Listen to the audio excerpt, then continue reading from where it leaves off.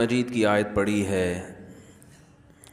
اس میں اللہ تعالیٰ کا ارشاد ہے وَمَنْ أَعْرَضَ عَنْ ذِكْرِي، جو بھی میری یاد سے اعراض کرے گا یعنی مجھے یاد نہیں رکھے گا، فَإِنَّ لَهُ مَعِيشَةً ضَنْكًا، اس کو ایک ایسی زندگی ملے گی جو بہت تنگ ہوگی۔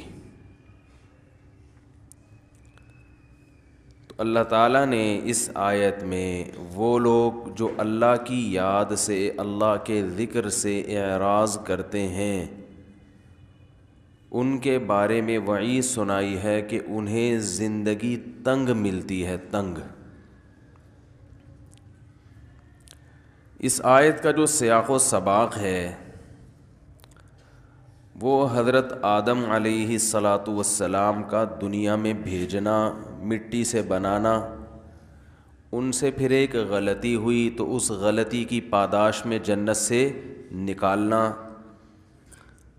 اور پھر اللہ نے جب آدم علیہ السلام کو دنیا میں بھیجا تو اللہ نے ان سے فرمایا کہ اب یہ اعلان آپ آئندہ آنے والی نسلوں کو سنا دیں۔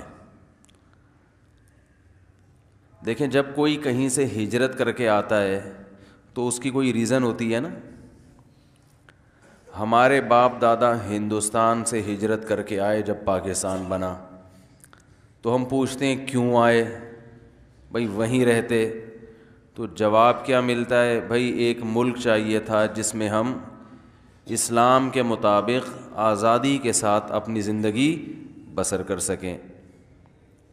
پھر جب ہمیں اسلام نہیں ملتا تو سوال پیدا ہوتا ہے پھر ہمیں اپنی زمینیں چھوڑنے کی، جائیدادیں چھوڑنے کی ضرورت کیا تھی؟ یہ ہوتا ہے نا سوال۔ بھئی ایک کام کیا، اس کا آؤٹ پٹ نہیں نکل رہا تو سوال ہوتا ہے کہ وہ کام پھر غلط کیا، گویا کرنا ہی نہیں چاہیے تھا۔ تو یہ سوال تبھی اکثر یہ سوال اٹھایا جاتا ہے، بھئی جب پاکستان اسلام کے نام پہ بنا تھا تو اسلام کیوں نہیں ہے، کیوں نہیں ہے؟ تو حکومت کے پاس ان چیزوں کا جواب نہیں ہوتا۔ اب اگر حکومت یہ جواب دے کہ اسلام کے نام پہ بنا ہی نہیں تھا تو یہ بھی غلط ہو جائے گا۔ اگر یہ جواب دے کہ بنا تو اسلام کے نام پہ تھا مگر غلطی ہو گئی تھی، اب ہم اس کو سیکولر بنانا چاہتے ہیں، تو یہ جواب صحیح ہوگا؟ واہ بھائی، لاکھوں لوگ شہید ہو گئے، اب آپ کہہ رہے ہو کہ غلطی ہو گئی۔ وہ جیسے ہے نا، ایک آدمی نے ایسے اپنے بازو نا، ایسے جیسے باڈی بلڈر ہوتے ہیں نا، ایسے دکھائے اور کسی مشہور بلڈر کا نام لیا اور کہا آئی ایم فلاں، کوئی بلڈر ہوگا بڑا۔ دوسرے نے کہا آئی ایم، کوئی اس سے بڑے بلڈر کا نام لے لیا، آئی ایم مثلا بلڈر نہیں، کراٹے مین کا، آئی ایم بروس لی، ایک ایسے لات ہوا میں گھمائی۔ تو تیسرے نے ان دونوں کو ایک مکہ لگایا اور کہا کہ I am sorry, you are Bruce Lee اور یو آر کچھ بھی لگا دیں اس کے آگے، اینڈ آئی ایم کیا ہوں؟ سوری۔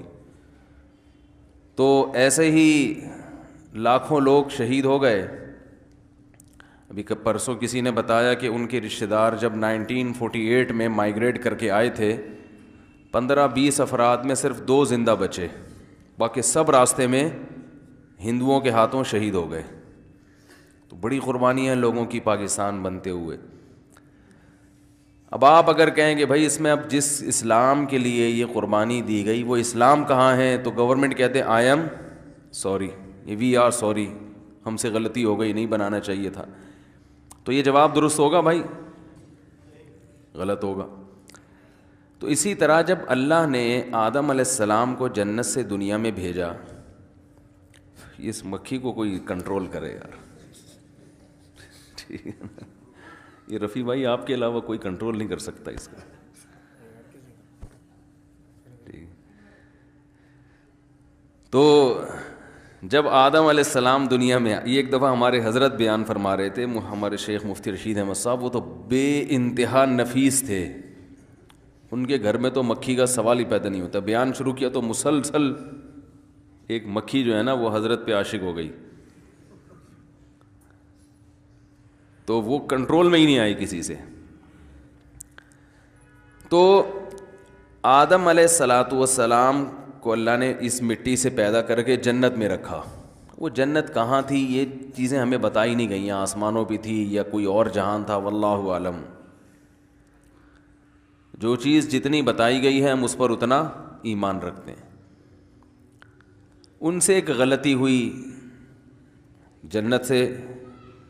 کبھی غلطی کے لفظ پہ توہین انبیاء کا کیس نہ بن جائے میرے خلاف. آج کل عشق رسول کا ایک یہی بہترین طریقہ ہے کہ الفاظ پکڑ پکڑ کے توہین کے فتوے لگاتے رہو. بہرحال آدم علیہ السلام سے اب تو غلطی ہو گئی, کیونکہ میں نے بول دیا نا غلطی ہوئی, اب تو رجوع کا آپشن بھی نہیں ہے. ٹھیک ہے, تو وہ اللہ نے منع کیا اس درخت سے مت کھاؤ, آدم علیہ السلام نے کھا لیا. اور کھایا کیوں؟ قرآن نے اس کی وجہ بیان کی ہے. شیطان حضرت آدم علیہ السلام کے پاس آیا اور کہا هل ادلک علی شجرۃ الخلد وملک لا یبلی, میں ایسے درخت کا پتہ نہ بتاؤں جسے کھانے کے بعد موت ختم ہو جائے گی, ہمیشہ جنت میں رہو گے. ابھی یہ جنت تو ہے لیکن موت بھی تو ہے نا. ویسے تو جنت میں موت نہیں ہے لیکن اس وقت تھی, اب نہیں ہے. اور ایسی حکومت ملے گی جو کبھی ختم نہیں ہوگی. تو آدم علیہ السلام کے سامنے شیطان نے حضرت آدم اور حوا دونوں کو بہکایا. جب میاں بیوی دونوں کا ویژن ایک ہو نا تو بات بنتی ہے. دونوں کی رائے الگ الگ ہو تو کوئی ایک کام بھی نہیں ہوتا گھر میں. غلطی پر دونوں جمع ہو جائیں تو غلطی ہوگی, نیکی پر جمع ہو جائیں تو نیکی. میاں کچھ اور چاہ رہا ہے, بیگم کچھ اور چاہ رہی ہے, تو اس گھر میں نہ خیر پھیلے گی نہ شر, صرف اس میں پھڈے پھیلیں گے. سمجھ رہے ہیں؟ کسی ایک بات پہ جمع ہی نہیں ہوتے کہ اس کو کیا بنانا ہے, بچوں کو کیا بنانا ہے, اس پہ لڑ رہے ہوتے ہیں. وہ مولوی بنانے کے چکر میں ہوتا ہے, وہ اداکار بنانے کے چکر میں. دونوں کے جو ویژن ایک دوسرے کے بالکل اپوزٹ. تو اس سے بچہ نہ کوئی فنکار بنتا ہے اور نہ کوئی عالم بنتا ہے, وہ فسادی بن جاتا ہے بس. تو یہ نکاح سے پہلے دیکھ لیا کریں کہ جہاں پیغام بھیج رہے ہیں دونوں کی رائے اور سوچ ایک جیسی ہے یا نہیں ہے, تو وہ ورنہ معاملہ بڑا خراب ہو جاتا ہے. تو آدم علیہ السلام کے ساتھ شیطان نے حضرت حوا کو بھی سمجھایا. وہ شیطان ڈیڑھ ہوشیار, اس کو پتہ تھا کہ دونوں میں سے ایک کو سمجھایا, دوسرے کی سمجھ میں نہیں آیا تو بات بنے گی نہیں. مثلاً اماں حوا کہتی کہ نہیں کھانا, اللہ نے منع کیا درخت کھانے سے. آدم علیہ السلام کہتے کھانا ہے, تو دونوں میں جھگڑا ہوتا نا. درخت کھائے نہ کھائے جھگڑے کی وجہ سے جنت سے نکل جاتے. اللہ میاں کہتے کہ یہاں تو میں نے تم دونوں کو رکھا تھا آپس میں محبت کے لیے, اس پہ بھی تم لڑ رہے ہو, تو یہ تو جنت کا ماحول خراب ہو رہا ہے.